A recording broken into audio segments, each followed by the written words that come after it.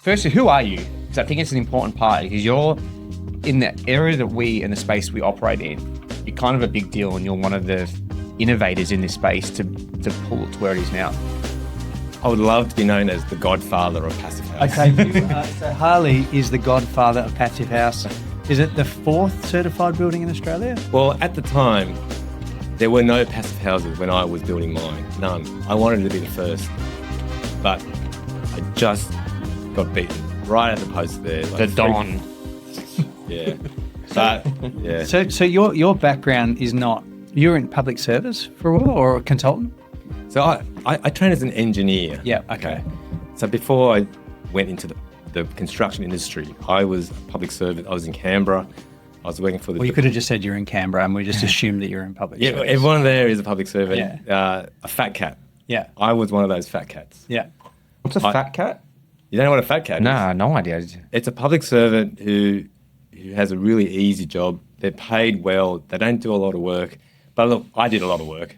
But every public service says, I work so hard. I work from 9 to 5. Yeah, I know a lot of public servants in Canberra, so I'm not going to cast aspersions on anyone. But I was highly ambitious. I was working for the Department of Defence at the time. I liked the work, but then something changed my path. It happens to us all sometimes. I don't know, maybe you guys... Dude, we literally just had this conversation with our guest beforehand that was exactly like this, so carry on. This is super interesting. So I was like a project manager working in a team with software developers, complete opposite of what you do in the building industry, right? But it was a team environment. It was about getting stuff done, having processes in place, optimizing things. So I really loved that job. But then an opportunity came up where I could build a house. Now, it's rare these days that people can actually build houses because they're so expensive. But at the time, it was affordable. I bought land, and from the start, I wanted to build something very comfortable because I'd grown up in a really, really badly insulated house. Were you always in Canberra? I've been here 45 years. I was not born here. Yeah. I came from a country that had a very nice weather. It was probably like 20 to 28 degrees year round. It's Vietnam, right? Yeah. Coastal Vietnam. I came here after... Whereabouts in Vietnam on the coast? So it's in the central part. It's a small fishing village called Quy Nhơn, and I don't remember it. I left it when I was 3, but I think my DNA remembers it. That you can actually live in a warm, comfortable climate. I was born in a warm, comfortable climate. I want that. And when I came here, I came to Canberra. Warm, comfortable climate. Canberra in the middle of a winter. As a refugee, to settle in Canberra in the middle of winter, I mean, if I was an older person, I would have said, send me back. It's torture. Send me back, right? And we lived in a house, a typical Canberra house, brick veneer. These days would be considered a 0-star energy rated house. Filled with Mr. Fluffy insulation? Probably filled with Mr. Fluffy insulation. No. No insulation. Okay. Was Mr. Fluffy just like a blowing insulation? No, Mr. Fluffy, this is, I don't know if we can, well, I mean, we can because everyone knows about it. So Mr. Fluffy insulation used to spray in asbestos ridden fibrous insulation. Is that the stuff that had in the Wizard of Oz that they used to spray to make it look like snow? Yeah, pretty much. Yeah, so about 1,000 Canberra houses had that sprayed into their roofs, and it cost... Massive government buyback. Yeah, anyway. Was that a government incentive at the time? Yeah, so eventually I did buy a house, our very first house, and it was an old house, about 50 years old. And also, similar levels of comfort.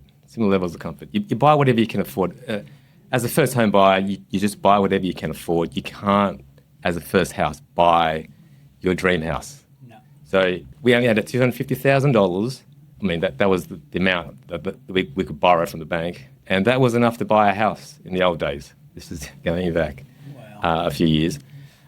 And that house was, I'd say, even more uncomfortable than the house the very first house that I moved to. It had so many air leaks, evaporative cooling, very little insulation.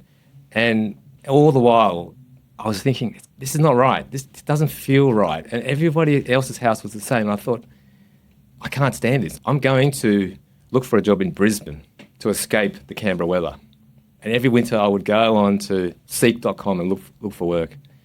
So then we had the opportunity to actually buy a block of land and build a house that was unlike any of these rubbish houses in Australia. And I've been to display homes. I've been to a lot of these show houses that are considered state of the art, and they look beautiful. They've got a fresco dining. They've got large windows, all the latest kinds of tiles and finishes, and yet they're all the same. They're all built like tents. So for my house, I went onto the internet, and at the time, passive houses was not a thing. This is going back 12 years ago. This passive house was not a thing in Australia yet. The Passive House Association, I don't think it even had started, or if it did, it was in its infancy. There were no passive house consultants back then. There were no passive house builders. No one was talking about this. There was the usual solar passive stuff, plenty of that. I wanted something that was guaranteed. I didn't want to do something that might work. So I went on the internet. As you do your research, you Google it, and there's a massive amount of open source information from the Passive House Institute overseas in Germany. Right? Found all this information, and at first glance I thought, you've got to build like 1 metre thick walls. Nah, not for me. I just ignored it. Then I circled back, and then I read it closely, and it turns out you don't have to build 1 metre thick walls. You build the walls to suit your climate. It's climate dependent. And that's when the light bulb went off. Passive house. We can build it to suit the Canberra climate, and it's going to be as comfortable as any other passive house in the world. And you've got a perfect, well, in my opinion, I've always thought that there's some amazing opportunities to branch into Canberra because you have incredibly cold winters and very hot summers. You've got these massive swings in temperature. It can go from like -5 to +45. And your buildings need to stay within that 20 to 25 degrees. So I am curious to understand what was the wall build-ups that you needed to achieve certification in Canberra. Yeah, Canberra's cold. -8 is the coldest I remember. What? -8. Cold, man. -8. And it's clear, like, you're. Those drafts in those Logikhaus that would be like blowing an ice machine on you. It's next level, yeah. And the gas heater is blowing hot air. Ducted gas heating is blowing hot air onto your head. So your head's really hot and your feet are freezing. And the summers, yes, they are, I remember, I think 47 degrees or something. And it's just, but that's just part of life there. That's just how it is. That's probably common thought. That's how it is. And people are living in uninsulated houses in that kind of climate. And so they are solely dependent on the heater being on and them being right in front of the heater, because the heater cannot heat the whole house. You've got to be right in front of it. It's like my house at home at the moment. Like, it was only 5 degrees this morning, but the gas heater heats the living room. You step into the hallway and you're like, oh, fuck, get back in. But then you go back into that room and it's so hot that you can't stay in that room because it's too hot. So you kind of like turn the heater off. It gets cool now. Oh, got to get that back on. And the heat doesn't stay though. No, it just goes in 2 minutes. You turn it off and it's gone. And like, heat is not just heat. There's a quality to good heat. Like, there's good and bad heat. Yeah. Good heat it's like a warm hug. You don't even notice it, sort of thing. You don't, yeah, it's like every surface of the room is the same temperature. You just walk in, it's like you're back in the womb. Yeah. That's the heat that I wanted. Do you know what? There's a really great marketing opportunity. What does Passive House feel like? Being back in the... Feels like I'll ask my child, it's Julian, like any day now. Well, because it's consistent heat, right? Look, so I was down in Tassie last week at Matt O'Grady's place, open house, and I was down there with Justin and a few of the other sort of usual suspects down there. And I don't live in a passive house, but I've been in plenty, right? Stayed over in plenty of passive houses before. Good friends of ours who we built up in Kyneton's got a passive house. Like, you can't explain what it's like to be in a passive house. You've got to feel it for yourself. And you obviously live in it. So how does it feel now? I mean, you've been in there for a long time, like one of the first passive houses in Australia. Comparing your lived-in experience now to what it was when you were a kid and even in your first home, like, can you explain some of the differences? Like, do you get sick much? How do you sleep? Like, all of those How's things. improved your lifestyle? How's improved your life? Yeah. Oh, it's unbelievably good. I feel so privileged to be able to live in that house. And when we go on holidays, we go to the beach. Like, Canberra's 3 hours from the ocean. When you go to the beach, you you book into an Airbnb or someone's house and you stay, and then you then appreciate, home feels so good because this house here is drafty and cold and you have to have the fireplace going. So the house, thermally, it is fantastic. It's always warm without the heater. But we do use the heater on days where you have long runs of cold days without the sun. It's solar driven. You need that sunlight to keep it warm. But you're not hearing the heater because it's on the lowest setting and it's only on for a couple of hours, right? So the difference between having a house that's naturally warm compared to one that's relying on this air being forced into every room, your eyes don't dry out. It's almost like it's so cold and then the heat is so good from the heater, but it's still so uncomfortable. Like you're not comfortable. Yeah. I find that's what I'm experiencing at the moment. Like you crave the warmth, but you go in there, but you just icky. Yeah. But in a passive house, it's the opposite icky. It's just shorts and t-shirts. It's short. You're wearing summer clothes when it's winter. At night, though, I must say, it can be, ironically, a bit too warm sometimes. Yeah. Even in the colder seasons. What does your house sit at? What's that? What degree does your house sit at? It's mostly at 20 degrees, but like the coldest it's ever been, it's like 18 degrees without the heater. That's still warm. During winter, right? Like we live in a shitty 1970s uninsulated home at the moment, and I actually quite like going to bed because we've got 2 doonas on and you're snuggled in, and I actually really like getting right under the doona. But I've been up to our friend's house in Kyneton a few times during the middle of winter, and you've got a sheet on, and I'm like, this feels weird right now because my body's so used to wanting to be really tucked up in the blanket. I'm so excited for mine. I agree that it feels good to have weight on your body. Like you need a thick doom, that weight, that feeling of being wrapped up, when back in the womb, like you said. Back in the womb. Well, when babies are born, there's a term when you wrap them up with a cloth, swaddling. That's like a breeder. That's it. And so in the bedroom, sometimes we keep the blinds, the external blinds, closed during the colder seasons to keep that room colder, to make it about 18 degrees or so. Interesting. So you actually, that's actually. I'm trying to make my house colder in winter. Yeah. And so that's your first passive house. Yes. And at that point, then, because how I know you is Logikhaus windows, were you in the window industry at that point then, or was it them building your first passive house? You're like, hey, what windows do you have in your house? PVC German-made windows. At the time, I imported those windows. So I got a local company to import those windows. Yeah. So I had a builder to build the house, but I was heavily involved in getting everything together. And was your builder on board? Well, one of them was German heritage. Because I'm like, this was how long ago? 2000. So it's 12 years ago. Yeah. 2015. So we got the certification in 2014. Got certified. So the building started around about 2012, 2013. Yeah. And then at that point, you finished. You're like, I can import windows. So just the process of getting the windows, you have to look around, and there's a lot of rubbish windows out there. Okay, Yes. A lot of rubbish windows. What do you define as rubbish? This is a good question. Aluminium windows. So before I built that passive house, I was living in a house that had steel casement windows, single glaze, really bad windows. And admittedly, at that time, I retrofitted. I took those windows and put in new windows. Yeah. And I was so uneducated back then. I took out steel single glazed windows and put in double glazed, thick aluminium, non-thermally broken windows. Yeah. I was trying to fix a condensation problem by replacing windows with double glazing because I thought, double glazing, they've got to be good. Yeah. And you know what? The condensation didn't go away. Yep. Yep. And probably worse because aluminium's a much bigger conductor of heat energy than steel. I think the mold got worse. The frames got more moldy than the steel. Yeah.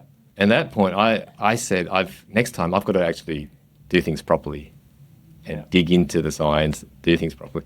And so when I did the passive house and those PVC windows, there's no condensation anymore. And then that passive house, I built this passive house without ever going into one. I didn't know what I was getting into. That was like my first passive house. Wow. And then but he built one for himself. No, this is what I'm crazy. Yeah, I know, but this is what I'm saying. Yeah. Like, I've got a comment here, and I'll get to it quickly before you keep going. It's like, what we need to understand quickly is like, Harley paved the way for what we do now. Yeah, like 100%. he made all the mistakes so we can have our life very easy in the way we build now. We still look like we're at the front creating all these new amazing things. The reality is Harley had to do it for us first. Harley, yeah. Yeah, in a way, yeah, I couldn't really follow someone else locally. I mean, there were lots of overseas examples, but it's different when you build stuff overseas. The products are different. The wall build-up's different. But that first moment when I realised that once we had all the windows in and everything was closed up, and you walk in and it's cold outside and it's so nice inside, everyone remembers their first time in a passive house. I think Living in one. Or being in one. Do you remember your first time? I remember, actually, it's not my first time. What I remember distinctly was we had just wrapped the hole outside. We had put the roof on. We insulated it, put our Intello, windows were in. And we're walking around in shorts and T-shirts in the middle of winter and it was fucking freezing outside. And I just come back from Thailand. So I was like, this is beautiful weather, back to reality of cold. And I'm like, this works instantly. I remember doing a blower door test that next week and being like, oh my God, this isn't some made up thing that's and this is before the people have been living in the house. Yeah, this is just during none of the construction site's more comfortable than my own home. Yeah. So imagine that happening to you, and then you think, wow, once people realise that this is possible, everyone's going to want one of these. Mm-hmm. Everyone's going to want a passive house. And the job that I was doing at the time, I was in public service. I was working for defence, and it was a noble job. The thing that it was classified, but the things we were doing, they were making a difference. And yet, I thought getting into the building industry to build passive houses was a better cause. Wow. Well, it's almost defence. Like, it's ironic. I'd actually love to know what you were doing. Yeah, it's actually ironic. Like, it was defence. You're now defending the home from the outside. From inside. It was defence intelligence. Okay, so but it was. I really want to know. Carry on. Can't talk about it. But on record anyway. I quit that job. It was a permanent job. You don't get fired as a public servant unless you break the law, right? And that's still argumentative. Yeah. So I had a cushy job, and I thought, do I want to spend the rest of my life doing this? Even though it was a good cause, I thought, this is a golden opportunity. Let's change careers. Let's do something completely different. So I changed. I quit, and then I did what I thought would be the good place to start as a consultant, as a passive house consultant. I got qualified as a passive house consultant, not by doing any course or any exam. There's a pathway to get qualified by doing a passive house, building a passive house and doing all the calculations for the PHPP and getting that building certified. Interesting. So you, as a tradesperson, we can do that, but you can do that as a designer as well. Exactly. Yeah. Which is a better method, in my opinion, after... We don't go down that path anymore, but yes. Yeah. I'd argue that doing an exam that takes 2 hours or however many hours is probably easier than building your own passive house and doing all the calculations is months, if not years of work. But how much more does it sink? This is my issue. I'm going to say it. That course sucks. It doesn't teach you anything. I'm going to be really brutally honest. And we talk about this. Just for the record, Matthew Carlin is now talking, not Hamish White. Yep. So what we were going back at before one of the previous conversations today is when we did the conversation and the teaching around passive house, there was passion and... course, when we did the course. There was just so much enthusiasm. Now I feel that's a tick box. And I feel like it's completely changed in the way that we're teaching people. When it goes to why I loop back to that is like, we didn't do any PHPP training in the designer course whatsoever. And I feel like that's what I wanted to learn to know to improve our buildings, but I didn't get that. And I feel that's why I say you spending all those hours and actually logging the data made you learn properly. But look, not everyone can do that though. I mean, let's be fair. I think the courses that are being provided out there, regardless of who you go through, are a nice gateway to get into the space. And then it's like when you do your carpentry apprenticeship, right? At the end of it, you're a carpenter. At the end of the passive house tradesperson course or designer course, you're a designer. But that's the beginning of your journey. That's the point where you actually start to learn, in my opinion, right? So you can do your course or passive house tradesperson course, but it's not until you actually go and do 1 or 2 or 3 or 4 or 5, that's when you actually become an expert. Yes, same as when you learn to drive a car, you get your L's right. But really, do you really know how to drive a car? You do, but while you're on your P's, those few years, you are learning, you're improving. Yeah. And after you're off your P's, you're way better. You're way better. You're a way safer driver. And so I absolutely agree that when you get that qualification, I think you do need to do work on some projects and then get into the trenches and get stuck into the details. I don't think you should be able to call yourself a passive house architect, building designer, builder, consultant, unless you have a certified project. And I'm probably getting off track here, but like that's how, as you go expertise. It's logging those hours. Yeah. Like, is it 10,000? They say 10,000 hours is what you need to do to become an expert in that field. Is that but you've now done it, right? So you, in your own home, you did all of that stuff yourself. Yep. You know, it's real world experience. You're in the trenches. You're failing. You're learning. You're failing. You're learning. You're failing. You're learning in real time. At your own expense. Not so much failing though. I think being the very first house that I've actually built. Okay. And at the time, I wanted to have the first passive house in Australia. To be a passive house, it has to meet the airtightness requirement. And so when you're doing it for the first time, it's like when you go to the moon. I think you want to over-engineer because you cannot fail when you go to the moon. You cannot fail if you're aiming to be the first passive house because I'm only going to build that house once. Yeah. What did you get? I over-engineered and I got the tightest house in Australia. 0.1 air changes an hour and 50. So what blows me away, right? Like, and I can't get that at the moment. We've got all the experience. I've done dozens more houses than you have, right? And I've never got that tight. What did you do? It's not what I used. It's the mindset. If you want to aim for something, the thing is, it's different when you're a builder. Your goal is to deliver to the client what the target is, 0.6 or better, at the best cost. Yeah. You're not out there to break records unless you're someone like Drew Croker. Well, I am right now at the moment trying to beat your record, and I can tell you I'm not there. I haven't done my last test, but I've thrown a lot at this. And but so means so did you. Yeah, no, but that's what I'm saying. Like that is an insane number. It's ridiculous. Yeah, look, we don't want everyone to build that tight. It's not needed. Because it's not needed. But it's the same reason why, like if I could do it, it means that most builders should be able to beat 0.6. That's the idea. You need one or two to aim high so that everybody else can then think, it must be doable. If Harley Truong, who was a software project manager from Defence, can get 0.1, then why can't I? Do you know what? 0.6? When you're going for 0.1, 0.6 is easy. I think 0.6 is actually... It's a mindset challenge. I'm actually going to challenge anyone here. I actually think getting it... If you have an internal membrane, let's just specify that. Oh, yeah. If you're... Or a SIPS, if you can't get under 0.6 air exchanges, you're doing something fundamentally wrong. I think it's actually... It's just, again, it goes to mindset. If you go, that's my goal, I have to do it, you'll do it very easily. So just circling back to how you got to... And we're kind of jumping all over the place here, but it's an interesting conversation. So 0.1 is super tight, right? Your windows must have been awesome, and your building I'm assuming that the leaks was potentially through the windows. Now, windows, let's just put things into context. When we say the windows are leaking, I'm doing this in inverted commas, right? There's such a micro amount of air moving through that. So, but windows leak because they've got hinges. It's really hard to get that 100% airtight. So your building fabric, your actual building fabric, not the windows, must have been like 100% airtight. Yeah, very, very light. The airtight budget. Yeah, you allocate some leakage to the windows, to the walls, to the floor, to your junctions, to your penetrations. Everything leaks a little bit, right? But to get 0.1, everything's got to be super tight. So let's start with the walls, okay? So there were 4 airtight layers in the walls. Now, normally you really only need one. You only need one, right?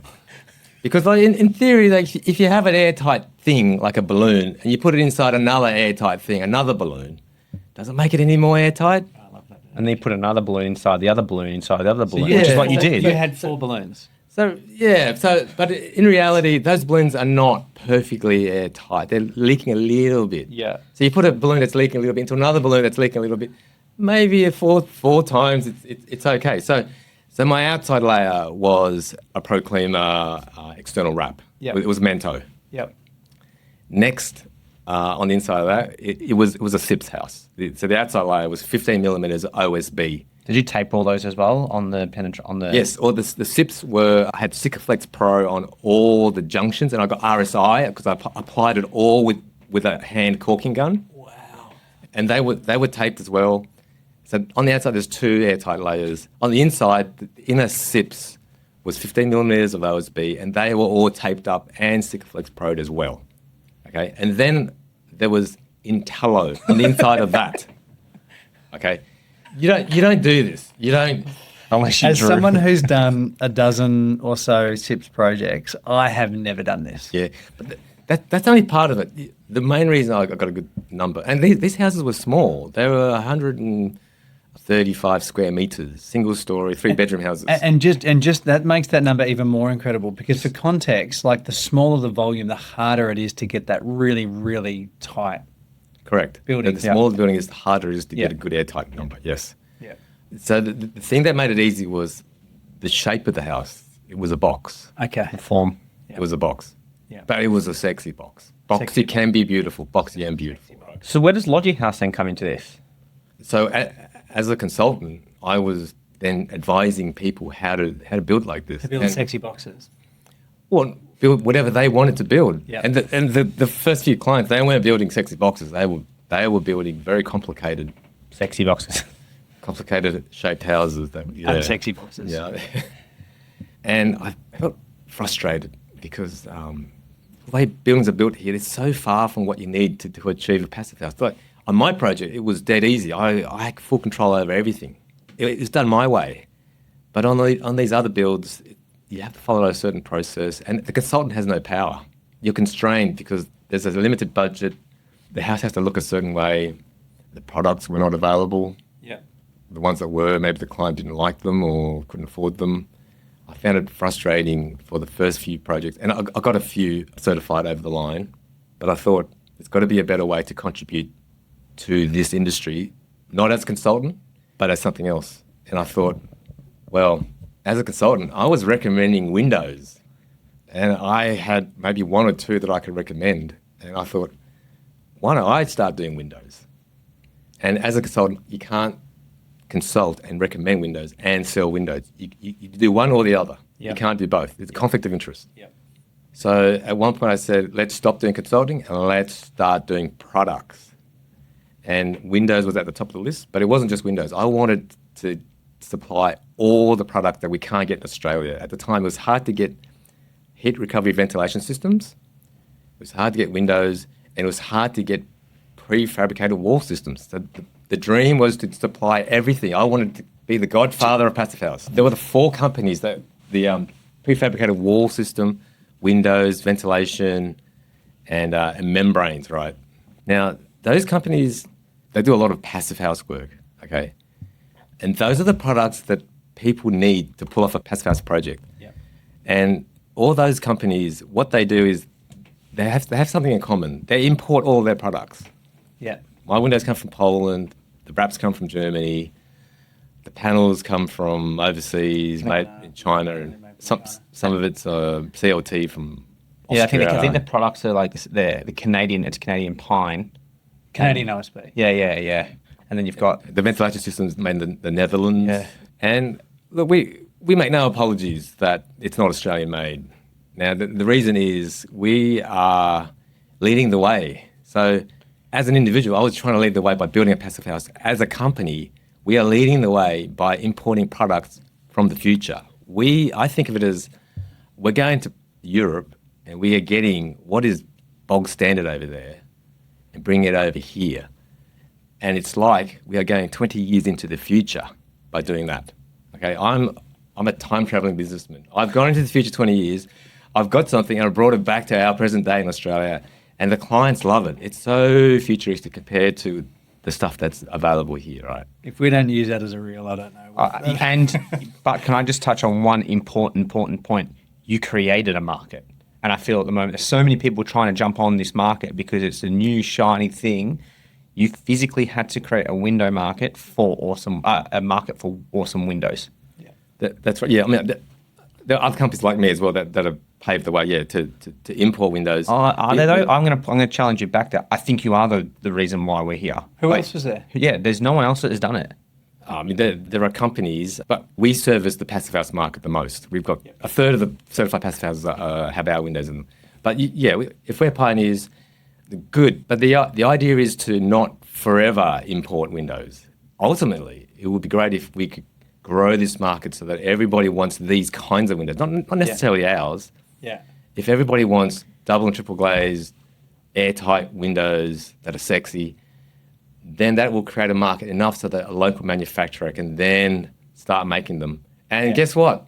We are starting to make some of these. Yep. Right? We are, and I think what I love about that conversation that we were literally just having then was you're not trying to keep the market to yourself. You're not trying to be greedy. Like, I feel that you want everyone to succeed and you want everyone to build this way. The fact that you sell a market leading window to the passive house market doesn't exclude the fact that you want other people to come into that market to provide other windows for a broader part of the community. That's right. It's not a zero-sum game. If we can't win a job, we'll recommend one of our competitors. Yeah. Because we want the client to end up with a high-performance window. No different to what we do as building. Exactly. Yeah. Yeah. What we don't want is to say to the client, go get an AWS window or get something. Yeah. I remember when I was sold some, I had to remember, I'm not going to say the company, I still remember the day. They came out on site to my project in West Footscray and they sold the windows as like, oh, these ones might keep water out, or you could get these ones that are pretty good. But might keep water. Right. Like, that was like, oh, they're like, this is the basic we have. And I'm like, hold it, like, what is wrong with, and I just then finished a passive house course being like, wait, what was that? I wish I had that conversation post doing that course. Oh, yeah. We've got to stay clear of the cowboy companies. Which is 99.9% of the window manufacturers in Australia. So But it's the reality. I would love to keep chatting, but the reality is I need to go and get Well, we might do part two. Do you want to do part two tomorrow? I reckon do part two. And we'll touch on tomorrow more Logikhaus windows. Yeah, let's do that. Yeah. Happy with that? Sounds good. Yeah, Done. Great.